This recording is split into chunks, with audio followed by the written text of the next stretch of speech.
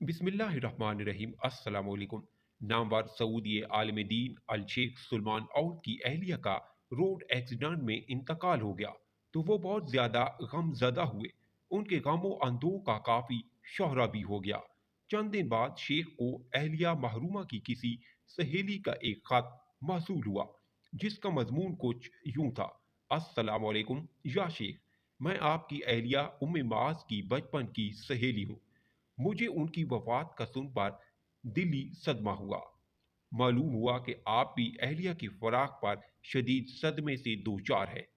मुनासिब समझा कि आपको अपना किस्सा सुना दूं ताकि शायद आपको सब्र आ जाए। ये 27 रमज़ानुल मुबारक 1431 हिजरी का दिन था। हम सारे अहले खाना उम्रे के सफ़र पर रियाज से मक्का मुकरमा रवाना हो गए। सबकी अपनी अपनी गाड़ियां थी, लेकिन बस तकदीर ने यह फैसला कराया कि एक ही गाड़ी में जाएंगे। दोनों भाई भी हमारे साथ अबू की गाड़ी में बैठ गए। मैं, वालदैन, दो भाई और दो बहनें, कुल 8 अफराद का काफिला दोपहर को रियाद से रवाना हो गया।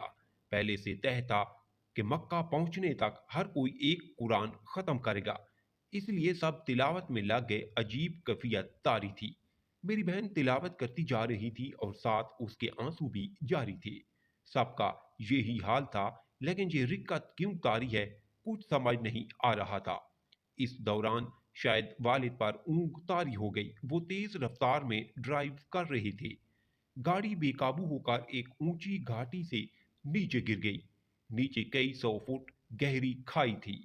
गाड़ी कलाबाजियां खाकर नीचे जा रही थी कि मेरा जिस्म उससे निकलकर झाड़ी पर गिर गया।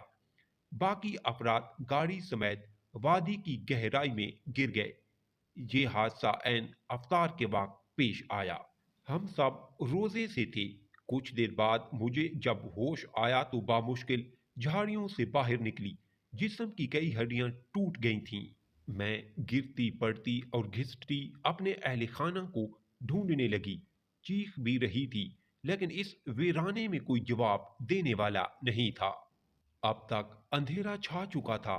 जंगली जानवरों की आवाजें आना शुरू हो गई थीं, जिससे माहौल की हैबत में इजाफा हो रहा था। बल आखिर में गाड़ी तक पहुंच गई। पहले भाइयों के पास जाकर उन्हें टटोल कर देखा। दोनों दुनिया से रुखसत हो चुके थे। फिर माँ के पास गई तो वो भी अपने अबाया को कफन पर दुनिया को अलविदा कह चुकी थी। यही हाल बहन का था। इन सब की शहादत की उंगली उठी हुई थी। वालिद साहिब को हिलाकर देखा तो वो जिंदा थे। मेरी खुशी का कोई ठिकाना ना रहा। कोई तो बचा हुआ है। मैंने उन्हें सीने से लगाया, लेकिन उनकी भी सांस अखड़ रही थी। कहा कि मेरी आखिरी वसीयत यह है कि किसी तरह रोड पर पहुंचकर किसी को मदद के लिए पुकारो। अकेली मात्र हो। यहाँ जंगली कुत्ते लगड़ बगड़ बहुत होते हैं। कुछ देर बाद वो कलमा शहादत पढ़ते हुए रुखसत हो गए। अब मैं अकेली रह गई। बाकी 7 लाशें। मैं खुद जख्मों से चूर रोड पर जाने की कोशिश की, लेकिन पहाड़ पर चढ़ना मुमकिन न था। मैं गिरकर बेहोश हो गई। वो रात और अगला पूरा दिन गुजर गया। असर के वक्त किसी चरावे की नजर पड़ी और उसने मुतलका हुकाम को हमारे बारे में मुतले किया और हेलीकॉप्टर से हमें रिस्क्यू किया गया। मैं अगले 5 माह तक बेहोश रही। 2 साल तक कनाडा में मेरा इलाज होता रहा। सर और गर्दन की हड्डी टूट गई थी। रीढ़ की हड्डी में भी फ्रैक्चर आया था। उस हादसे से मैं बाँझ हो गई और नेमत औलाद से हमेशा के लिए महरूम। मेरे कई ऑपरेशन हुए और अब अल्हम्दुलिल्लाह रियाज वापस आकर नई जिंदगी शुरू की। और हाँ, ये तो बताना ही भूल गई कि एक हफ्ते बाद दोनों भाइयों की शादी थी। तमाम तैयारियां मुकम्मल। वालिद ने कहा शादी से पहले सब उम्रा करके आते हैं। भाइयों के शादी के सूट अब भी मेरे पास महफूज हैं। ऐ शेख, इस सब के बावजूद हर हाल में अल्लाह का शुक्र अदा करती हूँ। मैंने ये किस्सा इसलिए सुनाया कि आपको बता सकूं कि मुसीबत सहने वाले, प्यारों की जुदाई का सदमा उठाने वाले अकेले आप नहीं हैं।